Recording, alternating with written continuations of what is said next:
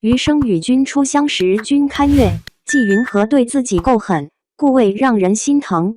正在热播的2部大热剧同时开虐，分别是肖战、杨紫主演的《余生，请多指教》和迪丽热巴、任嘉伦主演的《与君初相识》，不仅虐主角，也虐到了同时追2部剧的观众。《余生》本是部小甜剧，前期顾魏林之校不经意间的小举动确实冒着粉红泡泡。顾魏动心后，更是隔着屏幕都能感受到他的爱意。奈何2人感情陷入迷茫阶段，也有不少误会。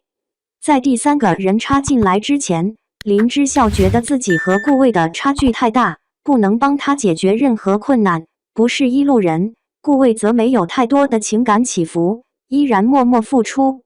可在少江学长出现后，发生了天翻地覆的变化。少江学长的直球，林父林母对他的认可和偏爱，以及林之校的态度，无一不在打击顾魏。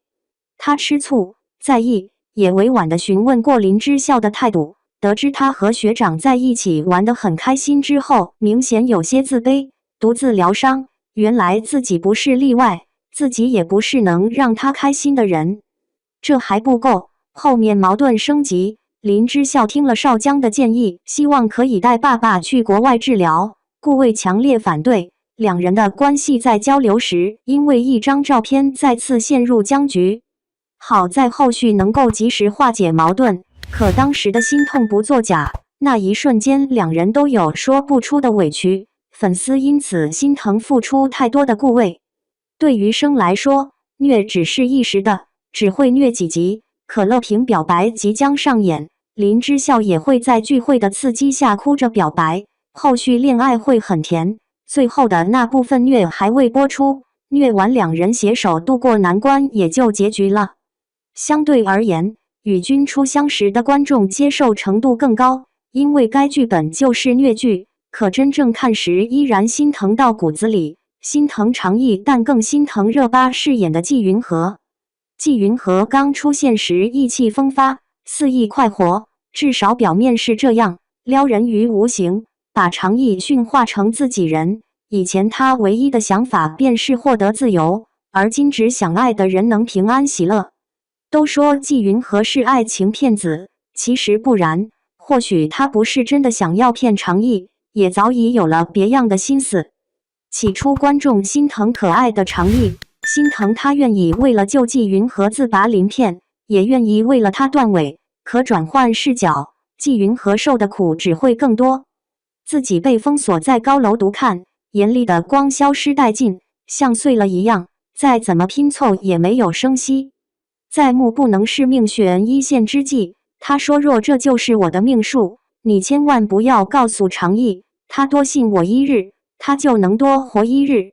剧中纪云和有多次被打的情节，被打的时候他没哭，失望落空时他忍住不哭，可在爱的人下跪受辱时他哭了。为了常毅的尾巴，他宁死不从，甘愿身体结冰，双目失明。纪云和太狠了，他对自己太狠了，为了常毅能够活命，他放弃多年的努力，多次开口哄骗，最终亲手说出狠心的话，把他打下山崖，暴露元神霸气护住山崖。趁我纪云和的人何时轮到你们来动手动脚？今夜过此崖者诛！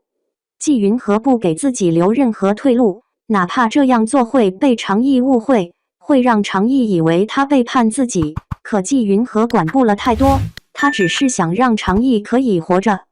美强惨的纪云和让人心疼，爱丽丝也着实心疼迪丽热巴。热巴的感染力很绝，粉丝心疼也说明这个角色的塑造是成功的。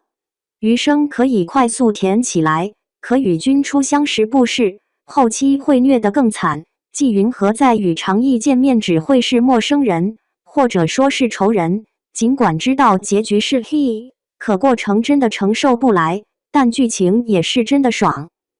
感谢您观看视频，请订阅我们的频道以支持我们。